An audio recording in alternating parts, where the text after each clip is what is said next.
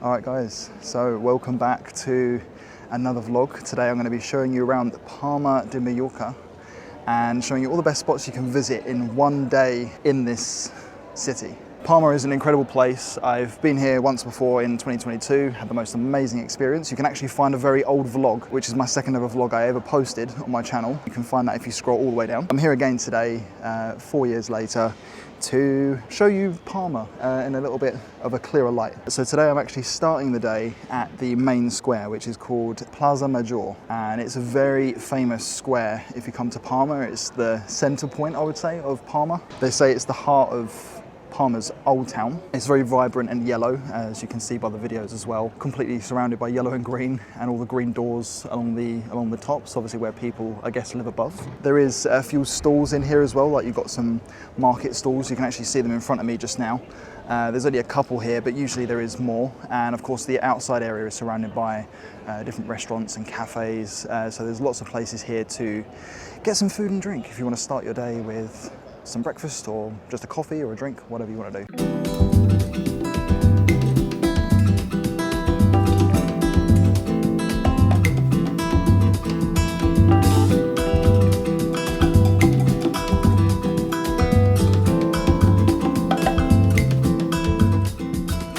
I've just stopped in a cafe in the old town called Solivera.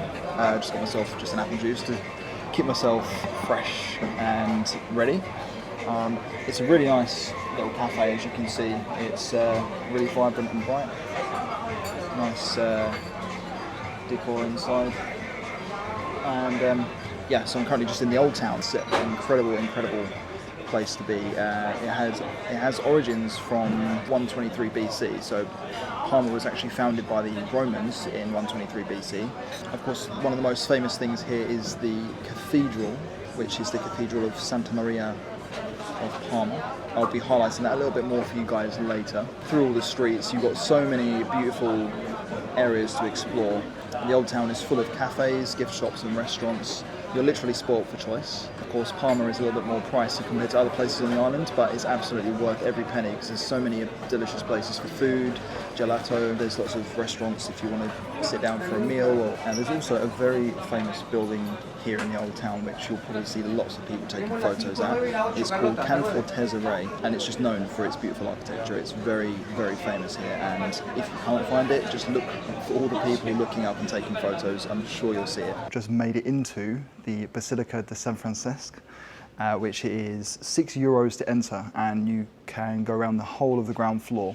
It's completely worth it because when you come in, if you like seeing beautiful gardens and fascinating architecture, then this is definitely a place to go, because as soon as you walk through the doors, you're presented with this beautiful, well-maintained, big open garden with like a variety of trees, and it looks like there's some kind of well in the middle.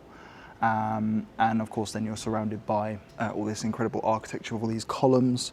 It's really fascinating. And the fun fact for you is that the construction began for this basilica around 1281. When you can see on here, like you walk down and you can go around the whole square here, all the way around, and in the middle this vibrant, beautiful garden. It's a stunning place.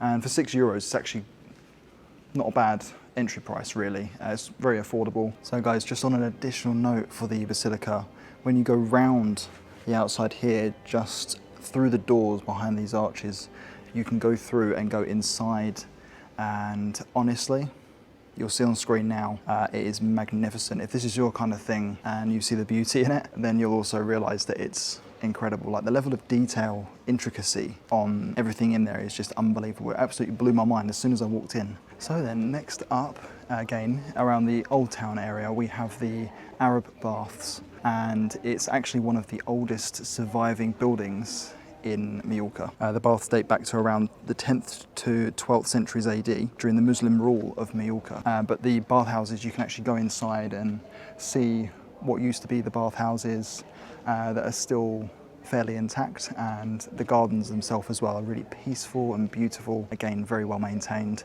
Lots of flowers and greenery. The entry fee to get in is only €3.50, so again, it's not too much to get in. It's very affordable, and again, I think in my opinion it's well worth it. It's super quiet in here, it's not too busy. I don't think many people know about it either, because when you actually walk past it you can almost miss the entrance. It's not obvious. So I'll show you guys on the screen what I mean. When you come down the avenue of Arab baths, you'll see signs that say Banyes Arabs, and when you walk down, there's a little entrance on the right hand side, obviously depending on what way you're coming from, with a little plaque on the wall, and you just go through there and you can pay to enter. You could probably spend around 15-20 minutes in here if you want to see everything. It's not too big, but again, very interesting, a lot of history.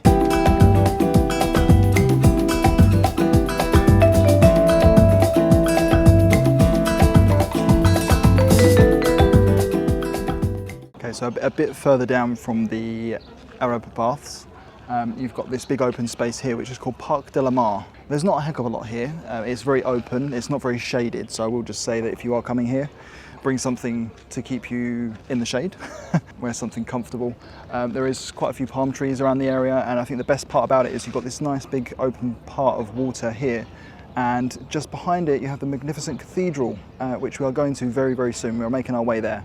Can't wait to check it out and see what the cathedral is all about. Okay, so now I'm probably at what is the most famous landmark here in Palma, maybe if not in the whole of Mallorca, which is the Cathedral of Santa Maria of Palma. It's absolutely magnificent and probably the busiest place. You've got lots of shops and cafes around the area, around the local area here. You've got people selling things outside the cathedrals, and of course there's the most tourists here, probably everywhere in this area of Palma. Super, super busy. You can go inside for 11 euros, which is what I'm going to be doing very soon. Go inside and have a little look, because I've not done that before. Honestly, on my camera, I can't even fit the whole cathedral in my shots, but you can see here on my Action 4 just how big it is and how magnificent it is. It's huge.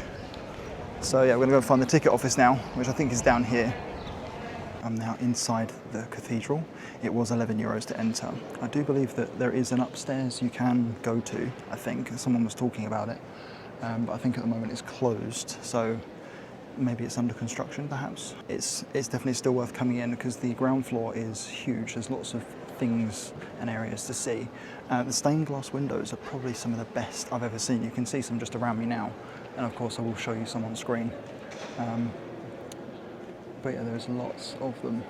The round ones are so bright as well, obviously where it's so sunny here. I noticed a lot of people were standing outside trying to see the inside through the doors, through the gates, because you can kind of get a glimpse of it for free. But of course, there are still many, many people in here that want to see the inside of the cathedral itself. So yeah, still worth coming in and checking it out. Guys, if you're looking for a little bit more luxury while you're in Palma, then this street I'm on right now is the one to go to. It's called Passeig del Born. I'm probably really butchering the name of that, but basically it's the biggest kind of social hub, I would say, here in Palma. So there's, at the moment, there's like a market going on in the middle, like it looks like they're selling like olive oil, lots of olive oil on the market.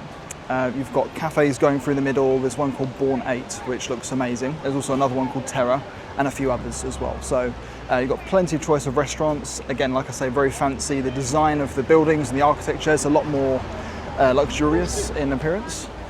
And all of the shops that go along the side of there as well are all very premium. A really nice vibe though, and it's all under shade as well. It's lined with trees going through the middle. And yeah, it's a lot cooler down here because you've got so much shade and you don't feel the heat as much. So yeah, definitely one to check out. And it's a little bit further out of the old town. I'm not in the old town anymore. This is a bit of a last minute stop, but I just found this place called Plaza de Drasana. It's just a little square with a few cafes, bars, and a fountain with some benches. I'm just sitting on one of the benches now, having this frozen yogurt that I just got from a place called Yomaro Frozen Yogurt. It's really, really good. Highly recommend it, actually. I just stumbled across it by accident, but it tastes amazing. And the good thing is there's lots of seating area around, lots of benches under the shade. So if you're wanting somewhere quiet to sit and just chill and have a snack, then yeah, this is the place to be. But as you can see by the surrounding area, got some bars in the distance, the fountain in the middle, and the yogurt place is just there. And then, yeah, some more things, little avenues to go down.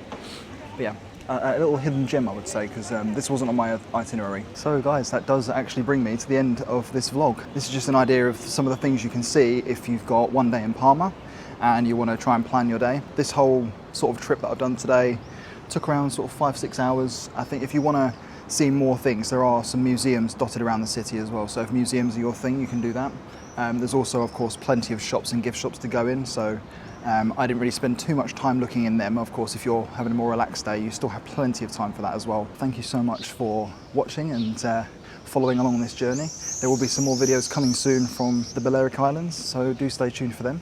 But as always, thank you so much for watching, and I'll see you all in the next one.